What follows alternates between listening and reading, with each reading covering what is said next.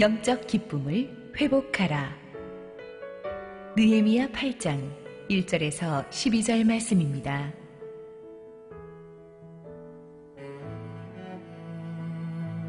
이스라엘 자손이 자기들의 성읍에 거주하였더니 일곱째 달에 이르러 모든 백성이 일제히 수문 앞 광장에 모여 학사 에스라에게 여호와께서 이스라엘에게 명령하신 모세의 율법책을 가져오기를 청하매, 일곱째 달 초하루에 제사장 에스라가 율법책을 가지고 회중 앞 곧 남자나 여자나 알아들을 만한 모든 사람 앞에 이르러 수문 앞 광장에서 새벽부터 정오까지 남자나 여자나 알아들을 만한 모든 사람 앞에서 읽음에 뭇 백성이 그 율법책에 귀를 기울였는데, 그때에 학사 에스라가 특별히 지은 나무 간단에 서고 그의 곁 오른쪽에 선 자는 마띠디아와 스마와 아나야와 우리야와 힐기야와 마아세야요, 그의 왼쪽에 선 자는 브다야와 미사엘과 말기야와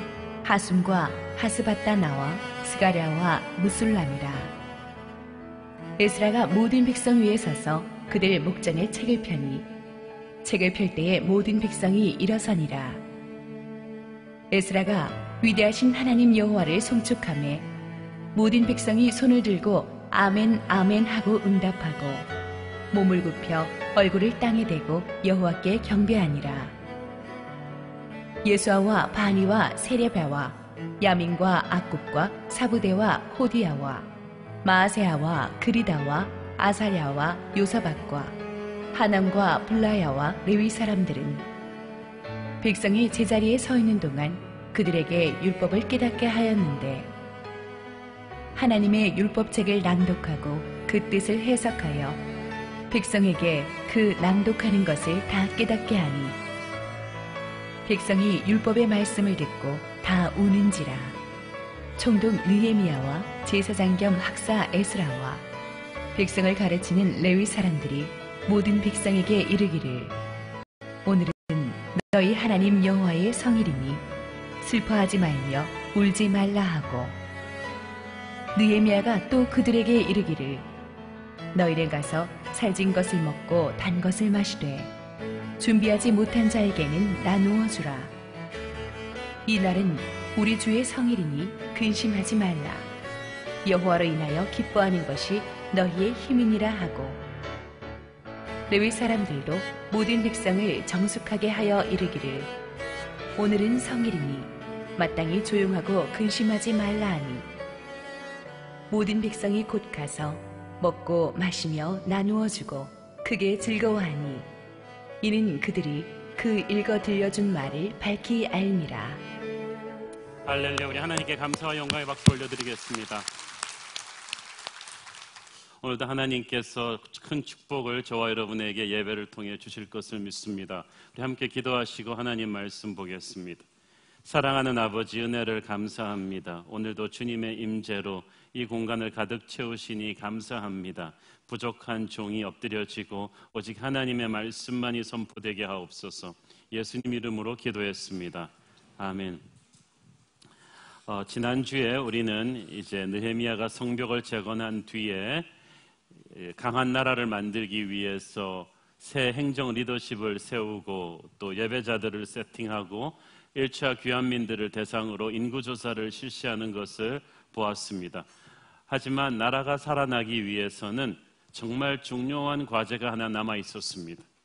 이때까지는 느헤미야가 할 일을 다 했지만 이제 하나님이 일으키시는 마침표가 있었으니 그것은 바로 영적 부흥운동이었습니다. 워낙 오랜 세월 이스라엘 사람들은 이 노예 생활을 했습니다. 돌아와서도 성벽이 무너진 상태로 이렇게 적들의 침입에 시달리다 보니까 백성들이 전반적으로 너무 지쳐 있었고 패배감에 사로잡혀 있었습니다. 다시 이들을 살려내는 어떤 영적인 도약의 계기가 필요했는데 오늘이 바로 그것입니다. 오늘의 본문은 마치 느헤미야서 한가운데에 갑자기 예기치 않은 그냥 쉼표가 찍히는 것 같습니다. 왜냐하면 이 사건은 느헤미야가 계획했거나 주도한 것이 아니기 때문입니다. 100% made in heaven, 하나님이 주도하신 느헤미야가 계획하지 않았던 이스라엘 백성들 전체가 소집된 영적 대각성 부흥운동입니다. 1절 읽습니다. 이스라엘 자손이 자기들의 성읍에 거주하였더니 일곱째 달에 이르러 모든 백성이 일제히 수문 앞 광장에 모여 학사 에스라에게 여호와께서 이스라엘에게 명령하신 모세의 율법책을 가져오기를 청하매, 여기서 일제히 모였다는 히브리 말은 마치 한 사람처럼이란 뜻입니다.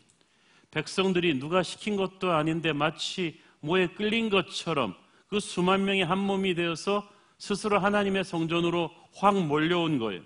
하나님이 그들의 가슴에 은혜를 사모하는 마음을 동시다발적으로 부어주신 것입니다. 영적인 목마름, 상식적으로 해석이 안 되는 이 부흥의 열망, 사람이 동원하지 않았는데 모여든 인파, 이것은 하나님이 보여주신 것입니다. 예루살렘 성벽을 재건하는 과정에서 하나님의 역사하심을 백성들은 이미 강렬하게 느끼고 있었어요. 그래서 이 성벽을 재건하면서 하나님께서는 계속 그들의 가슴에 영적인 열망을 불러일으키시다가 마침내 빵 하고 터뜨리신 거예요. 백성들은 특히 학사 에스라를 지목해서 그에게 율법책을 읽어달라고 했습니다. 에스라가 누구입니까?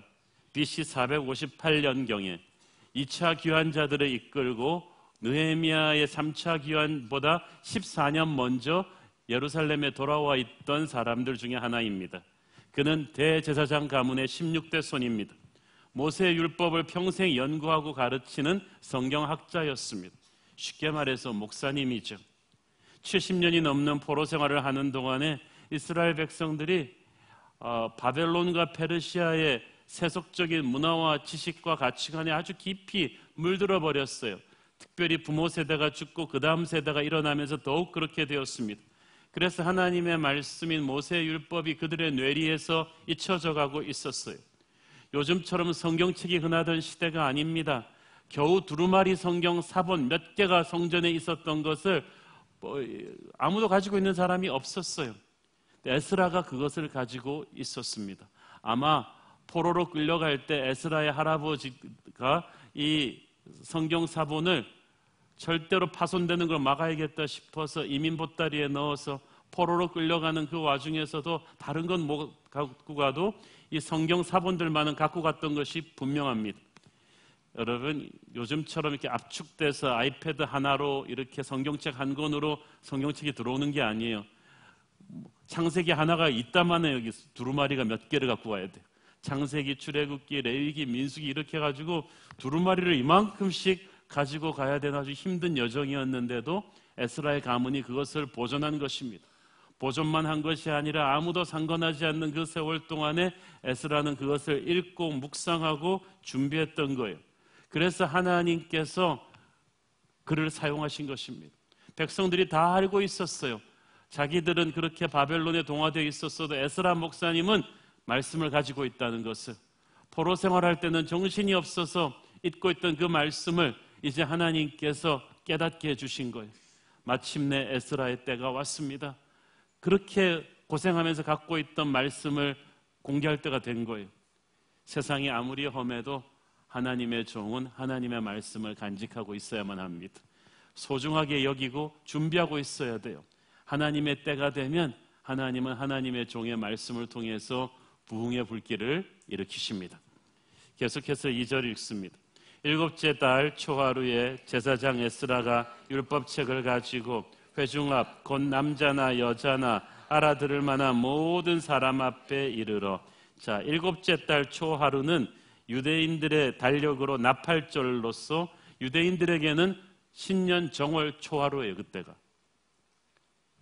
멋있지 않습니까?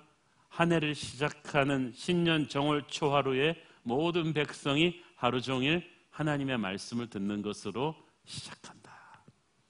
여러분은 올해 신년 초하루를 어떻게 보내셨습니까? 특세와 함께 시작했죠. 우리나라도 신년을 이렇게 보낼 수 있다면 얼마나 좋겠습니까?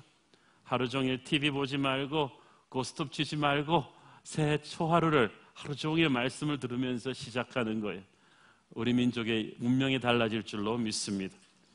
3절 읽습니다. 수문 앞 광장에서 새벽부터 정오까지 남자나 여자나 알아들을 만한 모든 사람 앞에서 읽음에 뭇백성이 그 율법책에 귀를 기울였는데, 남자나 여자나 알아들을 만한 모든 사람, 말귀를 이해할 수 있는 모든 사람이 다 모였다는 말이에요. 남녀 구별도 없고 신분의 차이도 없고 나이 차이도 없습니다. 하나님의 말씀을 안 들어도 될 만큼 완벽한 사람은 아무도 없고, 하나님의 말씀을 못 들을 정도로 바쁜 사람은 이 세상에 아무도 없습니다. 모든 사람이 들어야 돼요. 모든 사람이 나와서 하나님의 말씀 안으로 들어와야 돼요. 그래야 세상을 이깁니다. 하나님의 백성이 하나님의 말씀을 듣지 않는다면 그는 더 이상 하나님의 백성이 아닙니다. 하나님의 백성이 하나님의 말씀으로 충만하지 않으면 그는 결코 세상을 이길 수가 없습니다. 하나님의 사람은 하나님의 말씀을 먹어야 살 것이고, 하나님의 말씀으로 채워져야 세상이 감당하지 못하는 담대함을 보유하게 될 것입니다. 에스라가 새벽부터 정오까지 이 율법책을 읽었다고 했습니다. 오전 6시부터 해가 중천에 뜨는 정오 12시까지 6시간을 낭독하는데, 그 긴 시간을 남녀노소 할 것 없이 전부 다 귀를 쫑긋 세우고 말씀에 집중했다.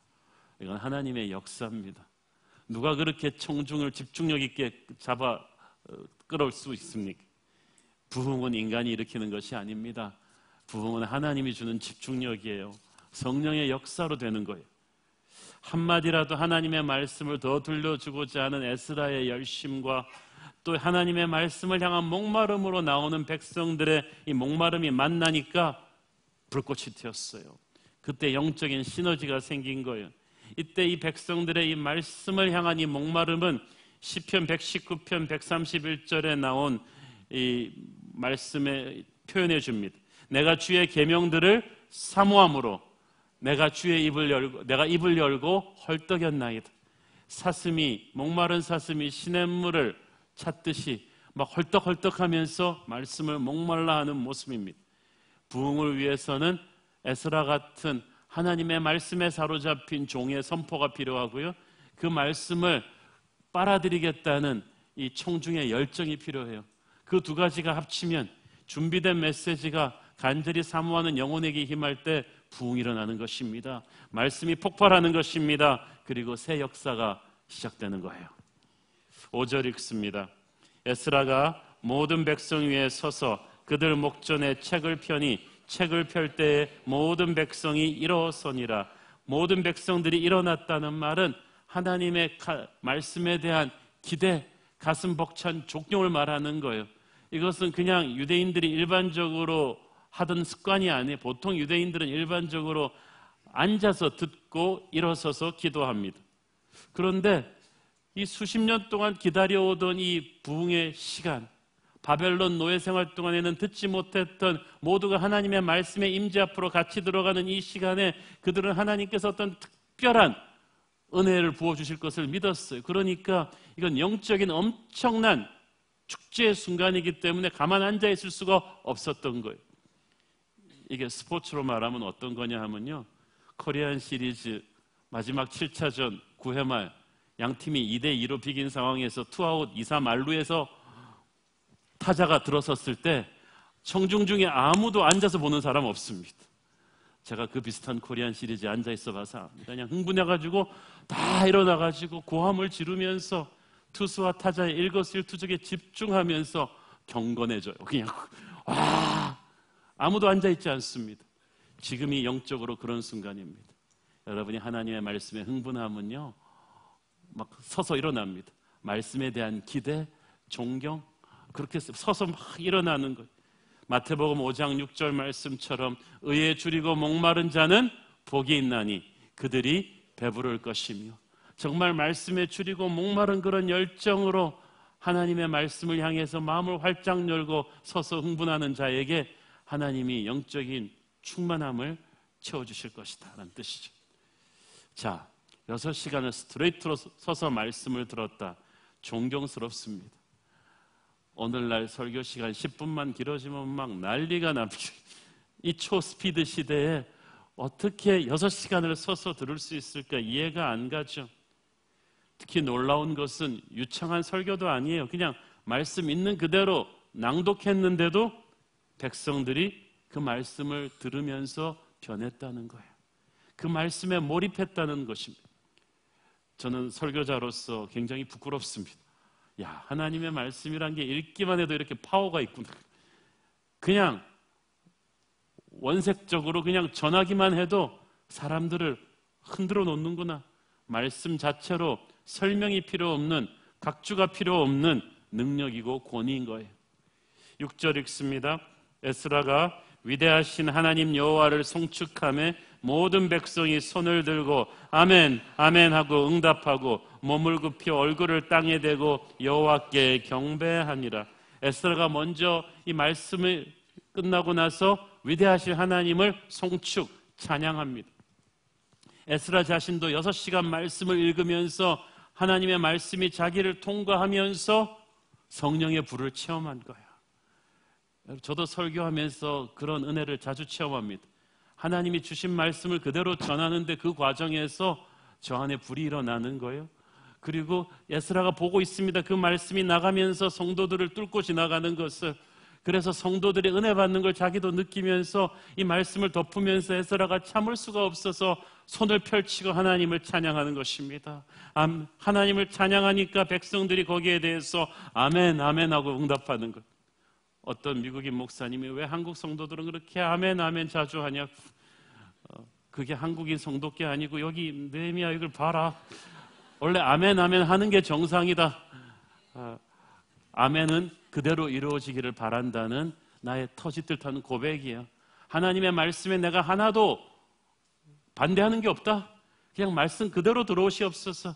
내 영혼의 온 닫혀있는 문을 다 열어 제끼고 하나님 웰컴, 예수님을 초대해 드리는 거예요. 임재하여 주옵소서. 그대로 이루어 주시옵소서. 나는 하나도 이의가 없으니까 다 이루어 주시옵소서 라는 걸 고백하는 게 아멘 아멘이에요.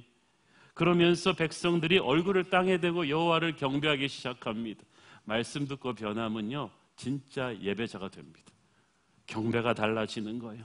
예배란 하나님한테 반응하는 거거든요. 영이 살아야 반응을 하죠. 근데 말씀이 부흥이 일어나면 영이 살아나요. 그 다음부터 예배가 달라져요. 반응하기 시작해요. 시편 29편 2절 여호와께 그의 이름에 합당한 영광을 돌리며 거룩한 옷을 입고 여호와께 예배할지니라. 지금 수만 명이 넘는 사람들이 이렇게 하고 있는 거예요. 거룩한 흰옷을 입고 정월 초하룻 날 이 말씀의 소나기 속에서 은혜를 충만하게 체험하면서 아멘 아멘 하는 과정이 마치 엄청난 파도 소리 같았을 것입니다. 자, 여기서 중요한 것은 이 현장이 얼마나 하나님이 질서를 잘 잡아가고 계셨는가입니다. 이 레위인들이 7절 8절을 보니까 이 말씀 전하는 일을 돕고 있어요. 7절에 보니까 이 레위 사람들이 강단 위에 13명이 서 있었고 강단 아래 백성들 사이에도 13명 레위인들이 서 있었는데 그들이 뭘 했습니까? 7절 마지막에 보니까 이 레위 사람들은 백성이 제자리에 서 있는 동안 뭘 했다고요? 그들에게 율법을 깨닫게 하였는데, 자 8절 하나님의 율법책을 낭독하고 그 뜻을 해석하여 백성에게 그 낭독하는 것을 다 깨닫게 하니. 자, 지금 이 현장에 운집한 군중이 성경학자들의 추정으로 대략 3만 명에서 5만 명 정도 됩니다. 이 정도 되면은 올림픽 주경기장의 관중을 완전히 꽉 채웠을 때 상황입니다. 거기서 사회자가 마이크 없이 연설하는 거 여러분 본 적이 있습니까? 불가능하죠. 그래서 어떻게 했냐 하면은 이 강단에서부터 시작해서 이렇게 부채살로 이렇게 레위인들이 수십 미터 간격으로 군중들 사이로 쫙 쓴 거예요. 그래서 여기서 한 구절 읽으면 저기서 듣고 그 다음 돌아서서 그 다음으로 쫙 읽고 그렇게 해가지고 메아리처럼 쫙 번져나가게 했는데 중요한 건 여기서 그들이 그냥 전한 게 아니라 해석했다고 되어 있습니다. 이 말은 번역했다는 뜻입니다. 지금 에스라가 읽은 히브리어 성경 본문을 보통 그 당시 이스라엘 사람들이 알아들을 수 있는 아람어로 번역해서 재낭독해 준 것입니다.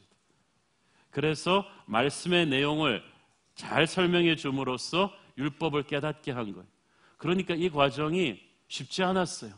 수만 명이 있는데 지금 6시간 동안 성경을 다 이렇게 읽은 거예요. 한 절 읽으면 그 다음 절을 여기서 번역해서 쫙 나가고 이거를 수십 명 레위인들이 중간에서 번역해서 메아리처럼 전파하는 것이 자칫 잘못하면 굉장히 남대문 시장처럼 시끄러워질 수 있는 상황인데, 성령께서 이 말씀을 중간에서 전하는 레위인들의 입술까지도 주관하시고, 그래서 아무 혼란이 없었던 거예요. 여러분, 성령이 역사하시는 예배의 현장은요, 막 어지러운 것 같은데 영적인 질서가 있어요. 하나님께서 주관하시는 거예요. 그래서 백성들이 은혜를 받기 시작합니다. 은혜를 받고 나니까 백성들이 어떻게 합니까? 9절, 백성이 율법의 말씀을 듣고 다 우는지라. 울기 시작해요. 여러분, 하나님의 말씀 듣고 울어본 적이 언제입니까? 그냥 말씀을 들으면서 그냥 울어버리는 거예요. 말씀을 듣고 울었다는 것은 하나님의 영이 말씀을 통해 내 마음을 만지셨다는 뜻입니다. 내게 임하셨다는 뜻이에요. 내 양심을 찌르셨다는 거예요. 말씀이 검이 되어서 나를 찌르고 나를 열어 제친 것입니다. 이스라엘 백성들이 흘린 눈물은 어떤 눈물이었습니까? 그것은 아마도 회개의 눈물이었을 것입니다. 그동안에 그들이 겪는 모든 고난이 결국 그들의 우상 숭배와 죄 때문에 비롯되었음을 회개하는 눈물입니다. 말씀은 우리의 죄를 깨닫게 해서 우리로 하여금 회개의 눈물을 흐르게 합니다. 그것은 아름다운 눈물이에요. 그 눈물은 하나님의 은혜에 대한 동시에 감사의 눈물이었을 것입니다. 그렇게 죄를 많이 지은 자기들을 그래도 용서하시고 징계는 하셨지만 죽이지 않으시고 다시 포로 생활에서 돌아오게 하신 하나님에 대한 감사의 눈물입니다.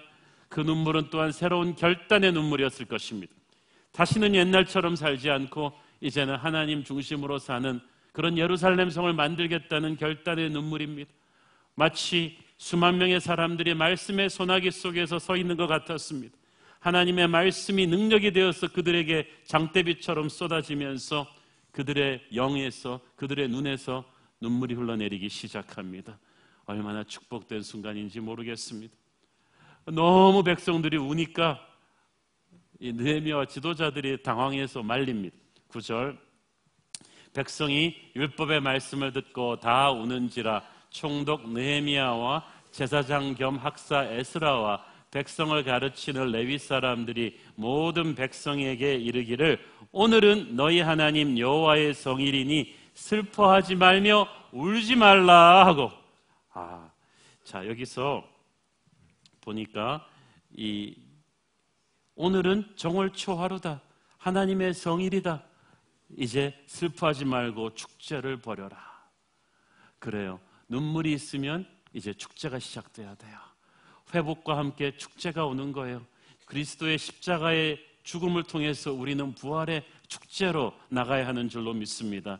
특별히 총독 느헤미야가 백성들한테 특별히 격려하는 국가적인 잔치를 벌이면서 격려하는 말을 보십시오. 10절, 느헤미야가 또 그들에게 이르기를, 너희는 가서 살진 것을 먹고 단 것을 마시되 준비하지 못한 자에게는 나누어 주라.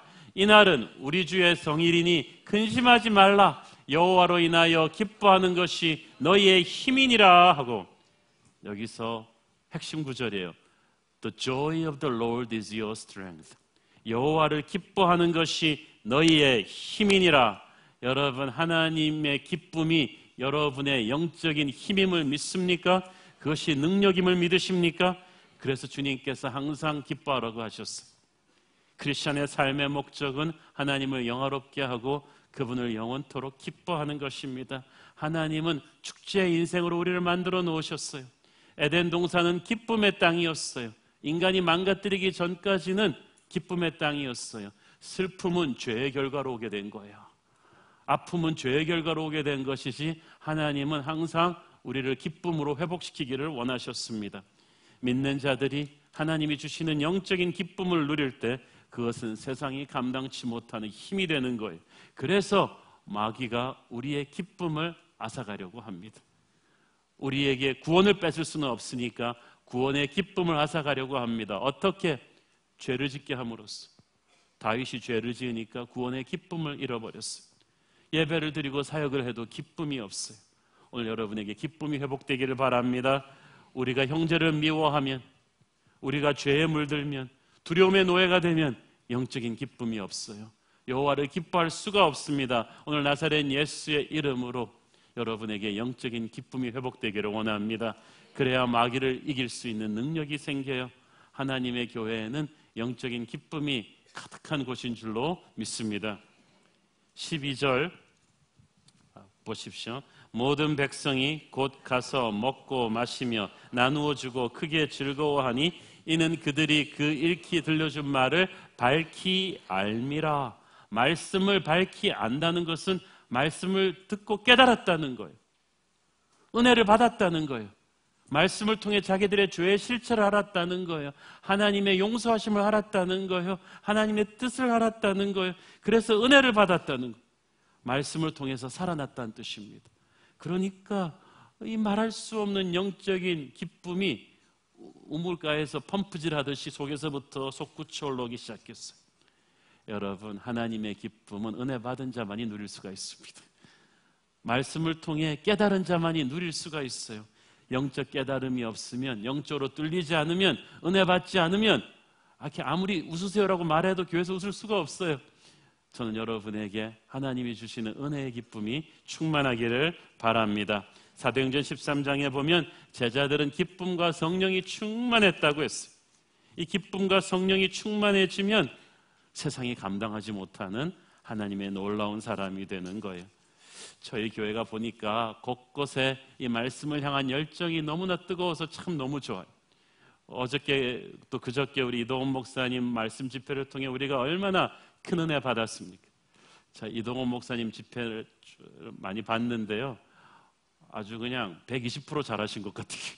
왜냐하면 본인이 너무 좋대요. 우리 새로운 교회가 성도들이 너무나 말씀에 집중하고 얼굴이 밝고 이러니까 막 저도 외부 집회 해봐서 알거든요. 설교자의 그 설교의 120%를 뽑아내는 교회가 있습니다. 그냥 덮어주고 싶어요. 그 영적인 말씀에 대한 열정과 목마름이 있으니까 그냥 막 퍼주고 싶은 거예요. 그러면서 설교자도 은혜 받고, 어제 그제 부흥 축제가 바로 그런 것이었다고 믿습니다. 큰 집회도 그렇지만 우리 교회 커피 브레이크나 성경 속으로나 GBS나 CS나 여러 가지 성경 프로그램들 얘기를 들어보면 얼마나 우리 성도들의 그 말씀을 향한 열정이 뜨거운지 제가 너무 감격스럽습니다. 우리 주일학교도 그래요. 우리 주일학교 애들 제자훈련 성경 공부 막 이렇게 할 때 막 열정이 얼마나 뜨거운지 몰라요. 우리가 지금 성경 통독 100일 하고 있는데 저는 몰랐어요. 우리 애들도 그렇게 열심히 하고 있는지. 어떤 초등학교에는 그냥 밤 11시, 12시까지 성경 읽고 있는 거를 아빠가 딴 거 하는 줄 알고 문 열고 봤다가 애가 성경 읽고 있으니까 저도 모르게 숙연해져서 경건한 마음으로 문을 닫고 나왔다는 얘기가 있어요. 저는 우리 교회 안에 하나님께서 말씀의 부흥과 열기를 불러일으켜 주시는 것을 감사합니다. 교회가 그런 것이에요. 주님은 말씀이 성육신 되신 분입니다. 그래서 주님은 말씀을 통해 교회를 살리시고 부흥하시고 축복하시기를 원하십니다. 앞으로 우리 교회가 날마다 더욱 말씀을 사모하는, 그래서 말씀의 부흥으로 새로워지는 그런 교회 되기를 축원합니다. 자, 그런데 그날로 끝난 게 아니에요. 이 정월초하루에 엄청난 부흥이 끝나고 나서 또 something else, 어떤 일이 또 일어났어요. 13절 우리 자막이 뜨면 같이 읽으시겠습니다. 그 이튿날 뭇 백성의 종장들과 제사장들과 레위 사람들이 율법의 말씀을 밝히 알고자 하여 학사 에스라에게 모여서, 그 이튿날 1월 2일 날 모든 백성들과 지도자들 앞세우고 먼저 또 와서 그들이 말씀을 밝히 알고자 했다. 그 말은 무슨 말이에요? 성경 공부 더 가르쳐 주세요. 창세기 끝났는데 목사님 출애굽기는 안 하실 거예요? 자꾸 물어보는 거예요. 더 큰 은혜를 받고자 하죠. 특세 40일을 전력 질주한 다음에 그 다음날 만난 어떤 성도님이 저한테 한 말이 아직도 뜨끔합니다. 내년에도 하실 거죠. 내년에도 하실 거죠. 그 말이 저한테 큰 충격으로 다가왔어요. 내년에도 이거 해야 되는 건가?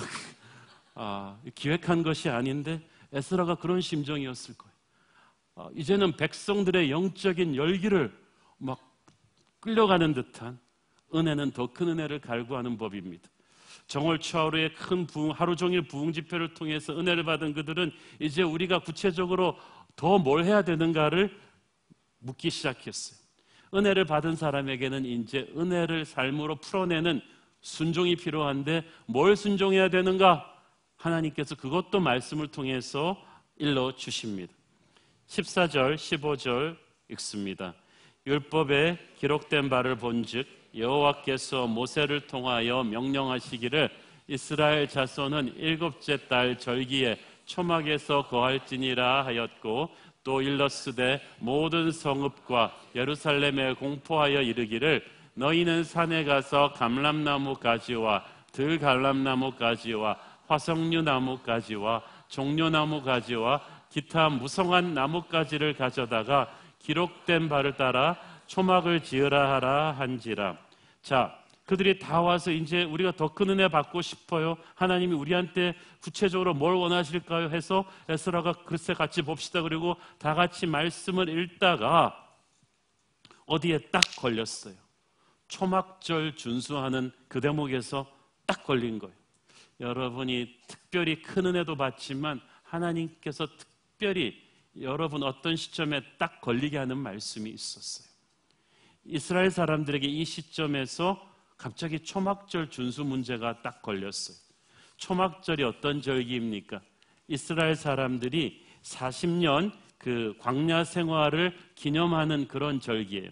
40년 광야 생활 동안에 그들의 신이 부르트지 않게 하시고 그들의 배가 줄이지 않도록 하나님이 보살펴 주신 은혜, 아무것도 아니던 시절에 보살펴 주신 그 은혜를 기억하는 그 절기인데 딱 그 문제를 하나님이 그들에게 기억나게 하셨어요. 아마도 70년 바벨론 광야 같은 포로 생활을 체험하고 돌아온 그들의 처지와 딱 맞물렸기 때문일 거예요. 또 이 초막절은 7월 15일부터 시작되는데 지금 7월 2일이거든요. 2주 있으면 다가오는 아주 가까운 절기였습니다. 그러니까 하나님께서 여러분에게 걸리게 하는 말씀은 여러분에게 가장 가까운 말씀이에요. 그리고 여러분의 지금 인생 처지랑 딱 맞아떨어지는 말씀이에요. 하나님이 어떤 말씀을 주시는가 이상으로 중요한 것은 언제 주시는가예요. 내 인생이 어떤 시점에서 들으면은 쏙쏙 들어오는 말씀이 있어요. 10대 때 읽었을 땐 몰랐는데 40대가 되어서 보니까 확 꽂히는 말씀이 있어요. 어떤 하나님의 말씀이 우리 인생의 어떤 그 시점에 딱 걸리는 때가 있습니다. 내 인생의 상황과 가장 연관되는 부분, 내게 가장 필요한 말씀, 그리고 내가 지금 당장 실천할 수 있는, 그리고 반드시 실천해야 사는 어떤 부분을 성령께서 핀포인트로 딱 찍어주시는 거예요. 그러면 어떻게 해야 돼? 가서 순종하면 돼요. 어저께 부흥에서 배웠죠? 순종하는 자는 알게 됩니다. 실천하는 자는 그때부터 은혜의 폭발을 체험하게 돼요. 말씀이 지루하다고 하는 사람은 말씀을 공부만 하고 순종을 안 했기 때문이에요. 이스라엘 사람들에게 하나님은 은혜를 받게 한 다음에 초막절을 준수하라고 하셨어요. 그게 딱 기억나게 하셨어요. 딱 그러니까 전부 다 가서 초막절 지키는 거 간단하거든요. 나뭇가지나 조각천 같은 거 엮어가지고 자기들이 광야에서 쳤던 그런 엉성한 텐트, 오막집 비슷한 거 만들어 놓고 실제로 거기 들어가서 7일 동안 살아보는 거예요. 광야 시절 먹었던 음식 먹으면서 그때를 기억하는 거예요. 그 광야를 겪어보지 않은 아이들한테는 시청각 교육을 시키는 거예요. 아빠 이런 데 살았었어? 그래, 우리도 이런 데 살았었어. 불같이 뜨거운 광야와 그 아무것도 없던 시절에 하나님이 얼마나 지극한 사랑으로 돌보셨던가. 가장 심플하게 살았지만 가장 행복했던 그 시절, 어린아이처럼 하나님만 의지하던 그 순수한 첫사랑의 신앙을 하나님은 회복하라는 거야. 17절 읽습니다. 사로잡혔다가 돌아온 회중이 다 초막을 짓고 그 안에서 거하니 눈의 아들 여호수아 때로부터 그날까지 이스라엘 자손이 이같이 행한 일이 없었으므로 이에 크게 기뻐하며, 자, 이 초막절 준수를 해보면서 큰 기쁨이 몰려왔어요. 여호수아 때부터 이때까지 이걸 제대로 준수한 적이 없다는 충격적인 말씀이 나옵니다. 그것은 약속의 땅으로 들어온 때부터 지금까지 1000년이 이르도록 초막절 준수를 하나님 마음에 똑 떨어지게 해본 적이 없다는 거예요. 충격이죠. 왜냐하면 그 1000년 동안에 솔로몬 성전도 짓고 모든 규격에 맞춘 장대한 화려한 제사장 레위인 집단의 그런 의식도 있고 그런 신앙생활을 했던 겉으로는 이스라엘 백성이기 때문에 이거 충격적인 말씀이에요. 그 말은 뭐예요? 겉모습만 화려한 종교의식을 했지 그들의 마음속에는 광야 시절에 하나님만을 붙들던 그런 소박한 신앙이 사라졌다는 거예요. 풍요의 땅, 약속의 땅에 취해서 하나님을 망각했던 거예요. 그래서 점점 그들의 영적인 기반이 쇠약해져 가니까 나라가 망해버린 거예요. 이제 다시 포로 생활에서 돌아와서 잿더미에서부터 다시 성벽을 재건한 그들에게 하나님께서는 은혜를 주시고 그리고 그 은혜의 한가운데에 초막절의 준수를, 광야 생활의 그 첫사랑의 회복을 원하시고 계셨던 것입니다. 백성들이 초막절을 지키면서 크게 기뻐했어요. 여러분이 왠지는 모르지만 딱 가서 하나님이 주시는 말씀대로 살아보면, 순종해 보면 기쁨이 와요. 힘들고 어려운데 아우리치를 가보면 몸은 힘들어 죽겠는데 기쁨이 와요. 어떻게 설명할 수는 없어요. 말씀은 그런 은혜입니다. 광야 시절에 겸손하고 그 가난한 마음을 이렇게 회복하면서 영적인 기쁨이 오는 것입니다. 순종을 통해서 주시는 기쁨이에요. 하나님이 지금 여러분에게 콕 찔러 주시는 그 말씀대로 실천하면, 초막절에 그 광야의 첫사랑을 회복하면 기쁨이 올 줄로 믿습니다. 요한복음 13장 17절, 너희가 이것을 알고 행하면 복이 있으리라.